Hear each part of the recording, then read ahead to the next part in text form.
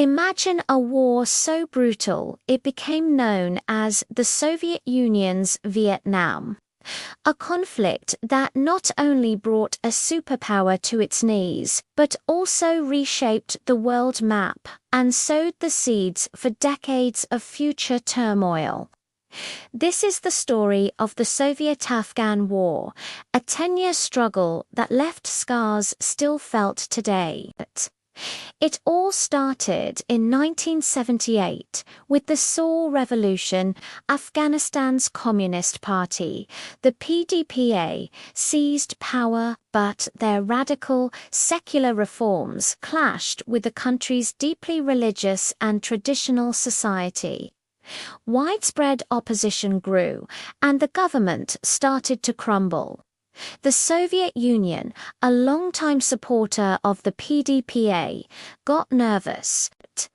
They feared losing a communist ally on their southern border, and worse, they worried that a successful Islamic insurgency in Afghanistan could inspire similar movements within the Soviet Union's own Muslim-majority regions, citing their right to intervene in fellow socialist countries under the Brezhnev Doctrine. Soviet tanks rolled into Afghanistan in December 1979. Their mission to prop up the failing communist regime. What they found was a nation ready to fight. The invading Soviet army was met with fierce resistance from a diverse group of Afghan fighters known as the Mujahideen, united by their opposition to the foreign invaders and the Soviet-backed government. These warriors waged a relentless guerrilla war.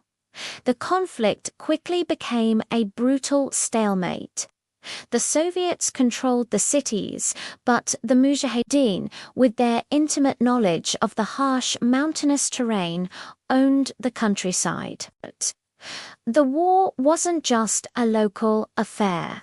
It became a central battleground of the Cold War, the United States, seeing an opportunity to bleed its rival, launched Operation Cyclone.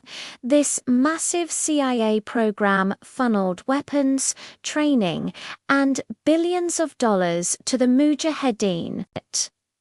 Countries like Pakistan became crucial staging grounds, providing training camps and logistical support, while Saudi Arabia poured in money, driven by religious solidarity and a desire to counter Soviet influence. The Mujahideen, now armed with advanced weaponry like Stinger anti-aircraft missiles, began to inflict devastating losses on Soviet helicopters and aircraft, turning the tide of the war. By the mid-1980s, the war was a quagmire for the Soviet Union. Casualties were mounting, the economic cost was staggering, and morale back home was plummeting. The mighty Red Army was trapped.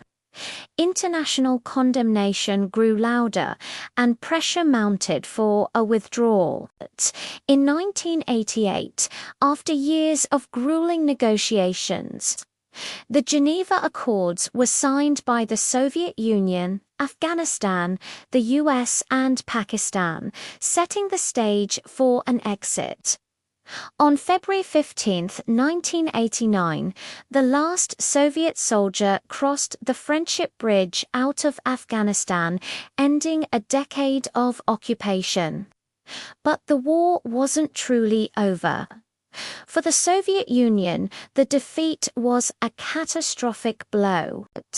It drained the treasury, shattered the myth of its military invincibility, and contributed significantly to its eventual collapse just a few years later.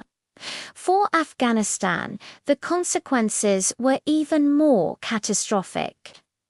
The war left the country in absolute ruins. Millions were killed or wounded, and millions more fled as refugees.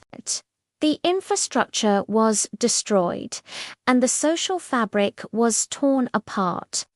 The withdrawal of Soviet forces didn't bring peace. Instead, it created a power vacuum. The various Mujahideen factions, once united against a common enemy, turned on each other in a vicious civil war. It was from this chaos that a new, even more extreme group emerged: the Taliban. The Soviet-Afghan War was a turning point in modern history. It marked the beginning of the end for the Cold War, but also ignited the flames of radical extremism that would define global politics for decades to come. It serves as a powerful, tragic lesson on the unintended and often devastating consequences of foreign intervention. Thanks for watching. If you found this history insightful, be sure to like, subscribe, and hit the bell for more deep dives into the events that shaped our world.